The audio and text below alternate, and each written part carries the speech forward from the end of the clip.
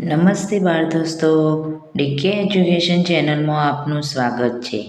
આજે આપણે ધોરણ 8ની સ્વ અધ્યયન પોથીના ભાગ 4માં સામાજિક વિજ્ઞાનમાં પાઠ 5 અંગ્રેજ શાસન સમયની શિક્ષણ અને સમાજ વ્યવસ્થાનું સોલ્યુશન જોઈશું.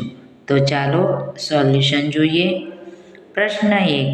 નીચે આપેલા દરેક પ્રશ્નના ઉત્તર માટે આપેલા વિકલ્પમાંથી સાચો વિકલ્પ શોધીને ચોરસ ખાનામાં લખો. પહેલું છે, ભારતમાં સૌપ્રથમ શિક્ષણ સંસ્થાની સ્થાપના ક્યાં કરવામાં આવી હતી? તો જવાબ છે સી. શ્રીરામપુર.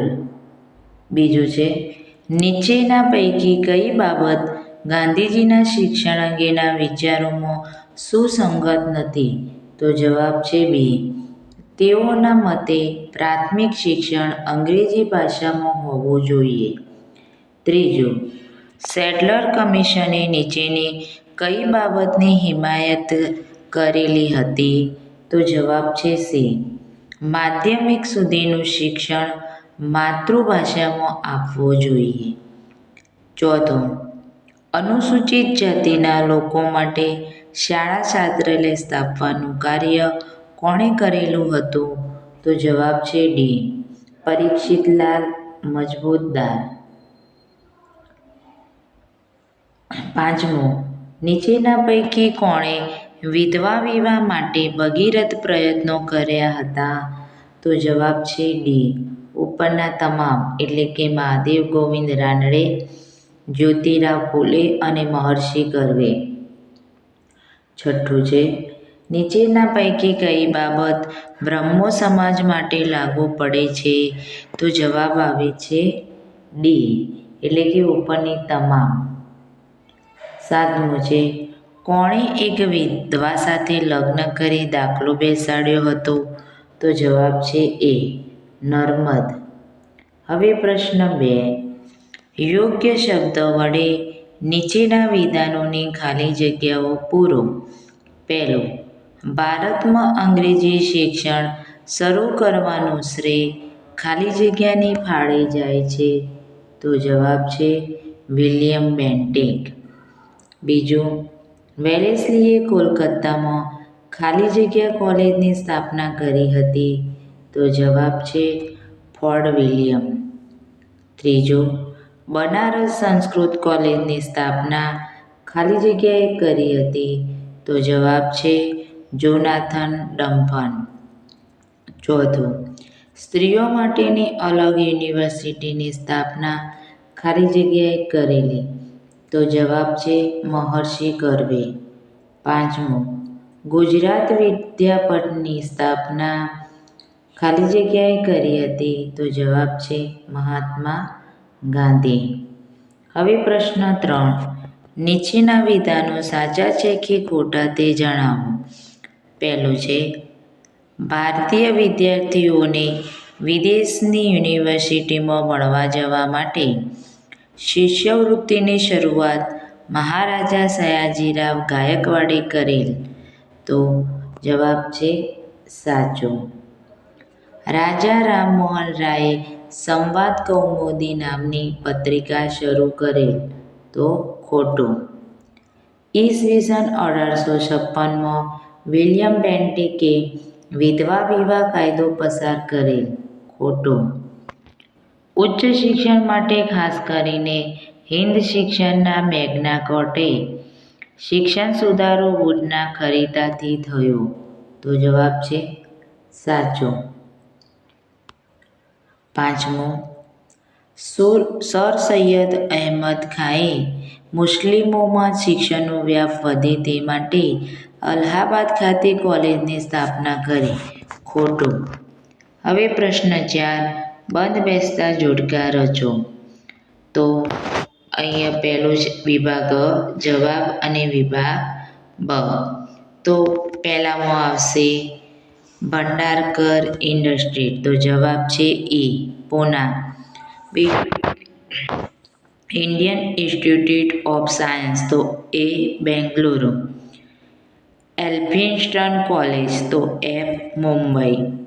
શાંતિ નિકેતન, તો એનો જવાબ આવશે બી, કોલકાતા. અને દયાનંદ એંગ્લો વૈદિક કોલેજ, તો સી, લાહોર. હવે પ્રશ્ન 5, મને ઓળખો. પહેલું છે, સૌ પ્રથમવાર ફરજિયાત પ્રાથમિક શિક્ષણનો કાયદો ઘડવા સૂચન મેં કર્યું, તો જવાબ છે ગોપાલ કૃષ્ણ ગોખલે. બ્રહ્મો સમાજની સ્થાપના મેં કરી, તો જવાબ છે રાજા રામ મોહન રાય. હું પ્રકૃતિ શિક્ષણનો હિમાયતી છું, તો જવાબ છે રવિન્દ્રનાથ ટાગોર. સોમપ્રકાશ સામાયિક દ્વારા મેં વિધવા પુનર્વિવાહની હિમાયત કરી, તો જવાબ છે ઈશ્વરચંદ્ર વિદ્યાસાગર. 5મો છે, અનુસૂચિત જાતિના લોકોને સામાજિક, શૈક્ષણિક અને રાજકીય અધિકારો માટે મેં આજીવન સંઘર્ષ કર્યો, તો જવાબ છે ડૉક્ટર ભીમરાવ આંબેડકર. પ્રશ્ન 6, નીચેના પ્રશ્નોના જવાબ ટૂંકમાં લખો. તો પહેલો, અંગ્રેજોના આગમન સમયે ભારતની શાળાઓમાં કેવી રીતે શિક્ષણ આપવામાં આવતું હતું? જવાબ, ગામના જાહેર સ્થળે અથવા ગામના પાદરે, વડ કે અન્ય વૃક્ષની છાયામાં બાળકોને બેસાડીને મૌખિક શિક્ષણ આપવામાં આવતું હતું. બીજો પ્રશ્ન, ભારતમાં સૌપ્રથમ શિક્ષણ સંસ્થાઓમાં કયા કયા વિષયોનું શિક્ષણ આપવામાં આવતું? તો જવાબ, શિક્ષણ સંસ્થાઓમાં સંસ્કૃત, બંગાળી, મરાઠી, હિન્દી, રામાયણ, વ્યાકરણ વગેરે વિષયોનું શિક્ષણ આપવામાં આવતું હતું. ત્રીજો પ્રશ્ન, વડોદરાના મહારાજા સયાજીરાવ ગાયકવાડનું શિક્ષણ ક્ષેત્રે શું યોગદાન હતું? તો જવાબ, વડોદરાના રાજ્યમાં મફત, ફરજિયાત અને સાર્વત્રિક પ્રાથમિક શિક્ષણ શરૂ કર્યું હતું. દર વર્ષે 2 વિદ્યાર્થીઓને વિદેશી પુનર્વસી સ્ટ્રીમમાં ભણવા માટે શિષ્યવૃત્તિ આપતા. ચોથો પ્રશ્ન, ગાંધીજીએ શિક્ષણમાં બાળકોને કયા કયા હુનરનું શિક્ષણ આપવાના હિમાયતી હતા? તો ગાંધીજી વિદ્યાર્થીને હસ્તકૌશલ્ય, સુથારીકામ, લુહારીકામ, વણાટકામ અને કાતણ ઉદ્યોગોનું શિક્ષણ આપવાના હિમાયતી હતા. 5મો પ્રશ્ન, ગુજરાતમાં દુર્ગારામ મહેતાજીએ કયા સામાજિક સુધારાત્મક કાર્યો કર્યા હતા? તો જવાબ, દુર્ગારામ મહેતાજીએ લોકોને વહેમ અને અંધશ્રદ્ધા ત્યજવા તેમજ દોરા ધાગા જેવી પ્રવૃત્તિઓ છોડી દેવા સમજાવ્યું હતું. હવે પ્રશ્ન 7, ટૂંક નોંધ લખો. પહેલી ટૂંક નોંધ છે, ગુજરાતના સામાજિક સુધારકોનું પ્રદાન. તો ગુજરાતમાં ઈસવીસન 1844માં દુર્ગારામ મહેતાજીએ સુરતમાં માનવ ધર્મ સભાની સ્થાપના કરી. લોકોને વહેમ અને અંધશ્રદ્ધા ત્યજવા તેમજ દોરા ધાગા જેવી પ્રવૃત્તિઓ છોડી દેવા સમજાવ્યું હતું.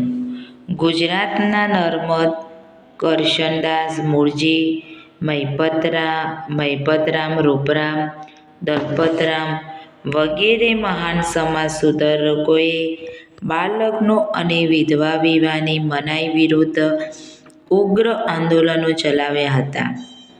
મહાન સુધારક નર્મદે વિધવા સાથે લગ્ન કર્યું હતું. બીજી ટૂંક નોંધ, ગાંધીજીના શિક્ષણ અંગેના વિચારો. તો પહેલું, ગાંધીજીના મતે પ્રચલિત શિક્ષણ વિદ્યાર્થીઓનું યોગ્ય જીવન ઘડતર કરવામાં અને તેને રોજગારી આપવામાં નિષ્ફળ નીવડ્યું છે. તેઓ પાયાના શિક્ષણને સ્વાશ્રયી અને વ્યવસાયલક્ષી બનાવવા ઈચ્છતા હતા. તેઓ માનતા હતા કે પ્રાથમિક શિક્ષણનો અભ્યાસક્રમ 7 વર્ષનો રાખવો જોઈએ, જેમાં વિદ્યાર્થીઓને વિવિધ વિષયોનું સામાન્ય જ્ઞાન અને ક્રમશઃ એક હુનર શીખવવો જોઈએ.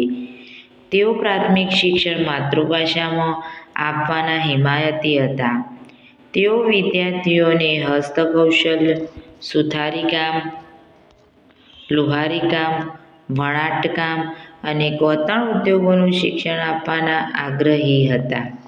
ત્રીજું છે અંગ્રેજ શાસન દરમિયાન સામાજિક સુધારા. તો પહેલું, સતી પ્રથા બંધ. રાજા રામમોહન રાયના પ્રયત્નોથી 1929માં સતી પ્રથા ઉપર પ્રતિબંધ મુકાયો. બાલ વિવાહનો વિરોધ. ઈશ્વરચંદ્ર વિદ્યાસાગરે બાલ વિવાહ વિરોધ અવાજ ઉઠાવ્યો અને છોકરીઓને અધિકાર મળે એ દિશામાં કામ કર્યું. વિધવા પુનઃવિવાહ. વિદ્યાસાગરની મહેનતથી વિધવા પુનઃવિવાહ કાયદેસર બન્યો અને વિધવાઓને નવું જીવન જીવવાની તક મળી. ચોથું, છોકરીઓનું શિક્ષણ. જ્યોતિરાવ ફૂલે અને તેમની પત્ની સાવિત્રીબાઈ ફૂલેએ છોકરીઓ માટે શાળા શરૂ કરી, જેથી મહિલાઓ શિક્ષિત બનવા લાગી. અસ્પૃશ્યતા વિરોધ. મહાત્મા ગાંધીજી અને અન્ય સુધારકોએ અસ્પૃશ્યતાના વિરોધમાં કામ કર્યું. પ્રશ્ન 8. નીચે આપેલા સમાજ સુધારકોના ચિત્રોને ઓળખીને તેમના નામ લખો.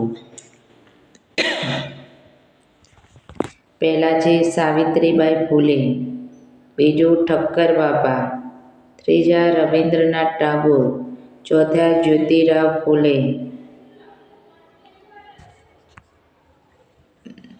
બાળ દોસ્તો, જો વિડીયો પસંદ આવ્યો હોય તો તેને લાઈક ચોક્કસથી કરજો અને તમારા મિત્રો સાથે શેર કરી અને વિડીયોને સબસ્ક્રાઈબ કરવાનું ભૂલતા નહીં.